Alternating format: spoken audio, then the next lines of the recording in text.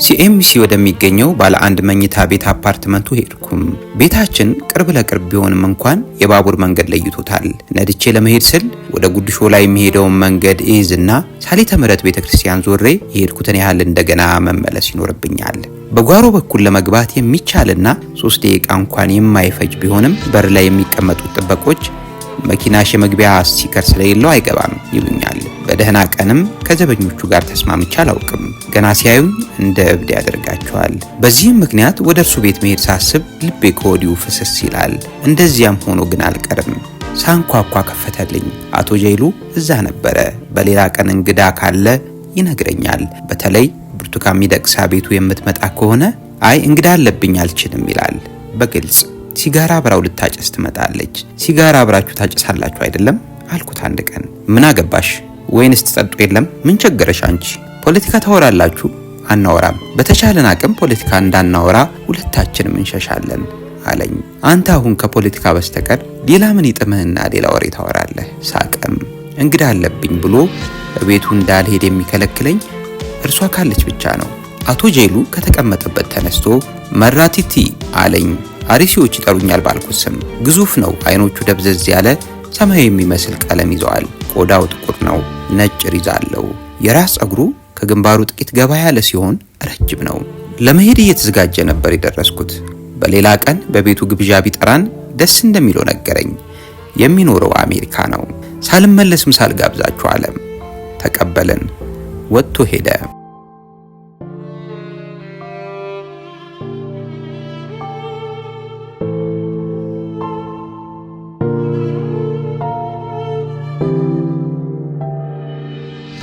እኔና ሌንጮ ቀረን። በተለመደው ቦታ ተቀምጠናል። በረንዳው በጧት ፀሐይ ተጥለቅልቋል። ወንበሩን አውጥቶ በረንዳ ላይ ከተቀመጠ ወደ ውስጥ የሚገባው ወይ በር ሲንኳኳ አሊያም ተመላልሳ ምግብ የምሰራለት ሴት ምሳውን ሰጠው ይሆናል።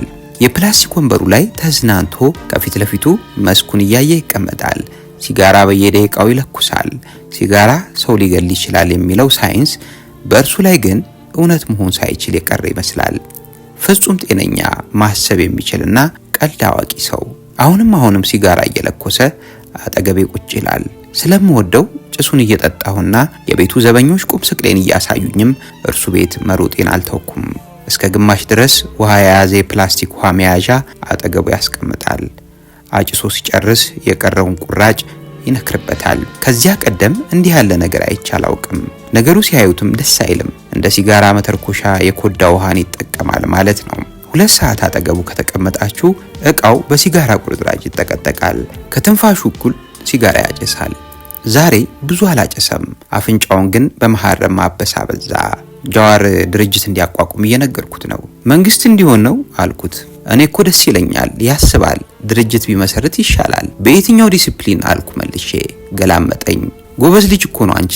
ጎበዝ እንደሆነ አውቃለሁ፣ ያስባል የምትለውንም እቀበላለሁ።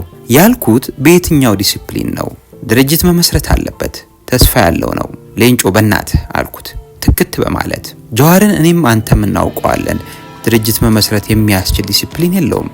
ከመታሰሩ በፊት 3 ዓመት ሙሉ እንደ ባለ ዛር በግ የሚያመጡ እንግዶችን ሲቀበል አይደለም የሚውለው። ቤቱ እንግዳ አቋርጦ ያውቃል። ተረጋግቶ ቁጭ ብሎ አስቦ ያውቃል። ጃዋር ለድርጅት የሚሆን ልፋትና ጥበብ አምጦ የሚወልድበት ጊዜ አለው። አልጎመጎመ። ክሌቨር ነው እሱ እኮ ገባኝ። ኦነግ 50 ዓመት ሙሉ የዘለቀ ድርጅት እንዲሆን ምን ያህል ዕውቀትና ጽሑፍ አፈሰሳችሁ? የተከሰከሰውን ደምና አጥንት ተወው። በምን አይነት ጠንካራ ዲሲፕሊን ፒላሮቹን እንዳቆማችሁ ግን አስበው። ስትራክቸሩ በቅጡ ስለወጣ እነ ቀጀላ እንኳን መሩትም አይደል? ጃዋር እንደዛ አይደለም፣ ታካች ነው። ራሱን ነቅንቆ ጸጥ አለ። ለምንድን ነው ያደፈጠው? አሳቻ ቀን በጉጉት እየጠበቀ ነው። ኢትዮጵያን የመምራት ፍላጎቱንስ እርግፍ አድርጎ አልተወም አይደል? የተወ አይመስለኝም አለኝ። የጃዋርን ነገር አቁመን ለአፍታ ጸጥታ ሆነና ስለ ጠቅላይ ሚኒስትሩ ደግሞ ማውራት ጀመርን። ስለሱ ሲነሳ ሌንጮ ይስቃል። ድምጹን ጮክ አድርጎ ይስቃል። ሳይወድ በግድ እጁን ጠምዝዞ አሳምኖ ነው መሰለኝ አድናቂው ያደረገው። ጠላቶቹን ከውስጥም ከውጭም አወደመኮ። ሲጋራውን መጠጥ አደረጋትና ጉድ ነው መቼስ አለ። ለዚያውም ለብቻው የአንድ ሰው መንግስት ሆኖ እኮ ነው ይህን የሚሰራው። ከት ብሎ ሳቀና ይሄ ሰውዬ ራሱ በቃኝ ብሎ ካልሄደ በቀር ሊያስለቅቀው የሚችል ማን አለ? በደንብ ነው የሚገዛው። አይሄድም። በደንብ ይቀመጣል አለኝ። ለምን እንዲህ አልክ? እኔ የመጣው ጊዜ በመጀመሪያ ሳገኘው በቶሎ ስልጣን እንደማይለቅ አውቄዋለሁ። ልታውቅ ትችላለህ። አስቻይ ሁኔታው ግን መች ተፈጠረለት? ለምንስ ብዙ ይቆያል አልክ? ድርጅት የሚባል ነገር እኮ የለም። አንድ ድርጅት የለም ከእርሱ በስተቀር ሰውም የለም። ፈገግ አለ። ሊያደንቀው ይፈልግና መልሶ ዋጥ ያደርገዋል። በልቡ ግን የሚገረምበት ይመስለኛል። አንዳንድ ቃላቶቹና ስለ ዶክተር አብይ ሲያወራ ያለው የፊቱ ጸዳል ይህንኑ ነው የሚያሳየው። ችግሩ ሌንጮ አይናገርም። ጥቂት ቁጥብ አማርኞች ናቸው ያሉት። ብዬ ልናገር ሲለኝ ጋግርታ ምንህ መቼም እለዋለሁ። አንድ ሰሞን የሰሜን ጦርነት ተፋፍሞ በነበረበት ጊዜ እንዲሁ የበጋ ፀሐይ እየሞቀና የሲጋራ ጢሱን አየሩ ላይ እየተነፈሰ እያለ ሄድኩኝ። ወያኔ ይመጣል፣ እኔ እንኳን ከዚህ ሀገር አልሄድም፣ አንቺ ግን ውጪ አለኝ። የመቀሌ ታሪካችንን አስታውሶ። ይመጣሉ አልኩት። አዎ የሚቀሩ አይመስለኝም። ዶክተር ደረጀ ገረፉን ከ2 ሳምንታት በኋላ አገኘሁት። በጣም ስራ በዝቶበት ይጣደፋል። አሁንም ስልክ ይደወልለታል። ከሁኔታው አስጨናቂነት የተነሳ የት ካፌ ውስጥ እንደነበር ረስቼዋለሁ። ብቻ ግሪክ ትምህርት ቤት አካባቢ ነው። ጥቁር ማኪያቶ መጥቶልን ሁለታችንም ጫፉን አልለካ ነው። ነገሩ ምንድነው አልኩትም። ምንድነው የሁሉ ሸብረብ? ጀዋርን ለማስፈታት እየሞከርኩ ነው። ማለቴ እየሞከርን ነው። ለብቻው ክሬዲት መውሰድ የሚፈልግ ሰው አይደለም። እኔ ሲል እምብዛም አልሰማውም። ብልጽግናዎችን መክሮ ዝም ሲሉት ወደ መቆዘሙ ይሄዳል። የብልጽግና ሰዎች ደግሞ ምን ሊሰሩ እንደፈለጉ ምክሩን እንደተቀበሉ አስመስለው ምንም ባለማድረግ ደግመህ አትሞክረን የሚሉ ቢመስሉም እሱ ይህን ልማዱን የተው አይመስልም። እሱን ለማዳን ድንጋይ ይፈነቅላል። ጃዋርን ማስፈታት አሁን ለምን? ወያኔ እየመጣች ነው። መከላከያ ነገሩን የቻለው አልመሰለኝም። ኦሮሚያን በቀላሉ እንዲያቋርጡ አንፈልግም። እናማ ጃዋርን መፍታት ከኦሮሞ ጋር ያለንን ጥል ያቆምልናል። ቢያንስ ኦሮሚያን በቀላሉ አያቋርጡም። እያልከኝ ያለው ወያኔ እየመጣች መሆኑን ነው? አዎ። በጣም ወደፊቱ ፊት የማስጠጋቴን ያወቅኩት ወደ ኋላ ሸሸት ሲለኝ ነው። ከዛስ ሀገሩንም ይምራ ወያኔ መጥቶ እንደገና ከሚይዝ። ማን? ጃዋር። ታዲያ ምን ይደረግ? ወያኔ ተመልሳ እንድትመጣ እኔም አንቺም አንፈልግም አይደለም እንዴ? አሁን ላይ ቆሜ ይህን ጉዳይ ሳስበው አስቂኝ ነው። ሆኖም በሰዓቱ የነበረው ሁኔታና ሹመኞች ለዚህ ምን መስለው እንደነበር አላውቅም።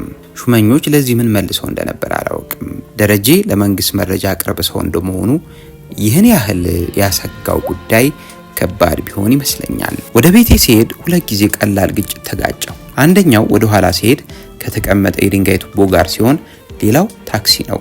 የታክሲውን ተከሰሱ። መብላትም ሆነ መጠጣት አልቻልኩም። አዲስ አበባ እንደ ሁልጊዜው ጸጥ ብላለች። ጸጥታው ድምጽ ነበረው፣ ግን የሚያወራ ዝምታ። ለስንት ዓመታት ወደ ቤተ ክርስቲያን ሄጄ ባላውቅም ሄድኩኝ። በወንጌላውያን አማኞች በአብዛኞቹ ዘንድ ይሄ ጦርነት የኢየሱስና የሰይጣን ጦርነት ተደርጎ ይወሰድ ነበርም። ከጥቂት ጊዜያት በኋላ ብዙ ከተሞች በህወሓት ቁጥጥር ስር ገብተው ምዕራባውያኑ ዜጎቻቸውን አውጥተው ጨርሰው ቅዳሜ ቀን ከሰዓት ሌንጮ ቤት ሄድኩ። ከመንገዱ መጠማዘዝ የተነሳ ሐሳቤን ልቀይር ፈልጌ የነበረ ቢሆንም ሄድኩ። በተለመደው ቦታ ተቀምጧል። ከተለመደው ሰዓቱ ውጭ ወይን ለራሱ አቅርቦ እየጠጣ አገኘሁት። ወይን ትፈልጊያለሽ? ወይን የሚያስጠጣ ደስታ ላይ እኮ አይደለንም። ከት ብሎ ሳቀ። ሌንጮ ጎትቶ ያመጣቸው ይመስል እንዲህ ተረጋግቶ ተቀምጦ ሳየው ተናደድኩበት። ምንድነው ነገሩ ግን? ሰዎቹ እየመጡ ነው፣ አዲስ አበባ ይገባሉ። አይመጡም አልኩት። እንዴት? በአይኑ ጫፍ አየኝ። አይመጡም። ፖለቲካዊ እይታ ወይም መረጃ ወይም የምትከላከይበት ጦር አለሽ እንዴ? የለኝም፣ ግን ለሰው ልጆች አንድ ጊዜ እድል ካመለጠና ከእጅ ከወጣ በኋላ ተመልሶ አይመጣም። ይህን ተስፋ በማድረግ ብቻ ወያኔ ሀገረ መንግስቱ ላይ በድጋሚ ስልጣን ለመያዝ እድል አታገኝም ብዬ አምናለሁ። ሁለተኛ እድል የላትም። የምትዩ የጴንጤ ወሬ ነው ወይም መንፈሳዊ ነው። እኔ ፖለቲካ ነው የማወራው። ወያኔ አዲስ አበባ በመኪና ለመምጣት ከ4 ሰዓት በላይ የማይቆይበት ቦታ ላይ ቁጭ ብሎ ነው እኮ ይህንን የምትዩ። ምንም ቢሆን አይመጡም። ንቀቱን በንግግር ሊገልጽልኝ አልፈለገም። ድሮ ተግባብተን የምናወራው ሰዎች ተጣላን። አኩርፌዋለሁ። ፊት ለፊቱ የሳሩን መስክ እያየ ሲጋራ በያዘበት እጁ አልፎ አልፎ ጉንጩን ይደግፋል። የኦሮሞ ፖለቲከኞች በአብዛኛው የሚጨነቁት ጉዳይ ስልጣኑ ከኦሮሞ እጅ እንዳይወጣ የሚል እንጂ ጠቅላይ ሚኒስትሩን የመውደድ ወይም ለእርሱ የመታመን ጉዳይ አይደለም።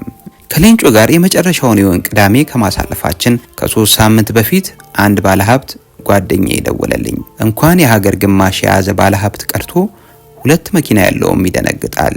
ባለሀብቶች ቆሜ ልሙትለት የሚሉ ስርዓት የላቸውም። መንግስት ሲቀያየር እነሱ አስተማማኝ ሁኔታ ውስጥ እስካሉ ድረስ እምብዛም ደንታ ያላቸው አይመስለኝም። ሁኔታቸውንና ጠባያቸውን እየለዋወጡ ይኖራሉ። ልፈርድባቸው አልችልም። በዚህ ዓለም ላይ ከሌለህ የለህም።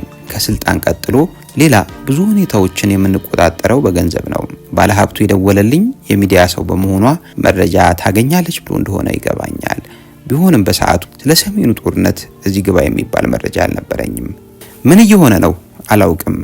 እንዴት አታውቂም? ሳኩ። የምን አላውቅም? ምንም አላውቅም። ለሱ ላለመንገር ቢመስለውም እውነትም ምንም አላውቅም። ሰዎቹ እየመጡ ነው እኮ።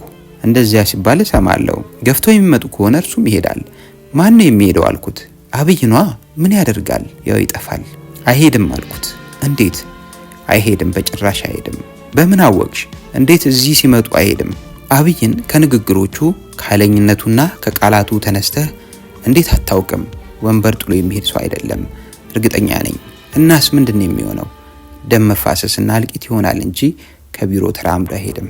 ከሁለት ቀናት በኋላ ጠቅላይ ሚኒስትሩ ቀላል በሚመስል ስብሰባ ላይ መንግስቱ ኃይለማርያም አሻጥር ተደርጎበት እንጂ ነገሩ እዚህ አይደርስም ነበር ሲሉ ምዕራባውያኑን ወርፈው ንቅንቅ እንደማይሉ ፍንጭ ሰጡ። ለባለ ሀብቱ ደወልኩለት። የማታውን ስብሰባ አየህ አይደለም? ያልኩህ ይህንን ነው። ሰውየው አይሄድም። እንግዲህ እሱ ካልሄደ ምን ይደረግ ብሎ ነው መሰለኝ በሁለተኛው ቀን ከሀገር ወጣ። እድሉ ያለው ብዙ ሰው ወደ ውጭ ሀገር አመልጦ ነበረ። የአሜሪካ ቪዛ ቢኖረኝም አዲስ አበባ እስከሚገቡ አልጠፋም ብዬ ቁጭ አልኩ። እንቅልፍ የለም። ለተወሰኑ ሳምንታት አይኔ ለደቂቃ አይጨፍንም። ከተጨፈነም ቅዠት ብቻ ነበረ። ሌንጮ ከልምዱም ከእውቀቱም ተነስቶ አሜሪካ ያለችበት ነገር አይጨነግፍም ብሎ እየጠበቀ ነው። እኔ ደግሞ ሰዎች ሁለተኛ እድል አያገኙም በሚለው አቋም ጸንቼ የሚሆነውን እየጠበቅኩ ነው። ዓለም አቀፍ ሚዲያዎች ወያኔዎች አዲስ አበባን ቀለበት ውስጥ ማስገባታቸውን እየደጋገሙ እየዘገቡ ነው። 4 ኪሎን ተቆጣጥረው የድል ብስራት እንደሚያሰሙ እርግጠኛ ሆነው በቀጣይ ምን ይሆናል ብለው የቀጠናውን ፖለቲካ ማስተንተን ሁሉ ጀምረዋል። ራሴም የሚዲያ ባለቤትና ፕሮግራም መሪ እንደመሆኔ ሀቅና ሚዛን ላለመሳት ከእውቀት ውልፍት ላለማለትና በካሜራ ፊት ፍርድን ላለማዛባት መጠንቀቅ ተገቢ ነው ብዬ አምናለሁ። ዓለም አቀፍ ሚዲያዎች ደግሞ ቅጥፈትና ፍርድን ለማዛነፍ ሲሉ አረመኔያዊ ዝንባሌ የሚያሳዩ መሆናቸውን ታዝቤያለሁ። ሚዲያ ለሀቅና ለእውነት ከሚለው በተጻራሪ ለግል ጥቅምና ለሀገራት ጉዳይ ማስፈጸሚያ ሆኖ ስላገኘሁት እስከ ዛሬም ድረስ ዜናና ዘገባዎቻቸውን በጥርጣሬ ነው የማየው። በዓለም ላይ ገለልተኛ የሚባል ሚዲያ የለም። በሌላ በኩል ሁለት ማሊያ ለብሰው ከአሸናፊው ወገን ጋር ለመቆም የሚፈልጉ እዚህ አዲስ አበባ ነበሩ። አብይ ካሸነፈ እልል አቢቹ ልጃችን ይላሉ። ወያኔ ከመጣ ደግሞ አምባሻና ፈንዲሻ አዘጋጅተው አዲስ ኦህዴድ ለመሆን ቋምጠዋል ተብሎ ይቀለድባቸው ነበረ። ዋና ዋና ከተሞች ተያዙ። የምዕራባውያን ሚዲያ ነጭ ውሸት ቀጥሏል። የአሜሪካ የስለላ ድርጅት በወያኔው ብርሃነ ገብረ ክርስቶስ የሚመራ የሽግግር መንግስት አሜሪካ ላይ ይፋ አደረገ። ሮይተርስ እና ሲኤንኤን በቀጥታ ስርጭት አስተላለፉት። በወያኔ የተያዙ ከተሞች ትንፋሽ አዲስ አበባ ደረሰ። የራሴው መኖሪያ ቤት ከ2 ጊዜያት በላይ ተበርብሯል። በአዲስ አበባ እስር ጦፈ። ጠቅላዩ ቢሮአቸውን ጥለው ግንባር ሄዱ። ወያኔዎች አሜሪካ ከሰሜን ሸዋ አዲስ አበባ እንዳትገቡ ብላ መከረችንና ተመለስን አሉ አይነት ጨዋታ ሰማለው።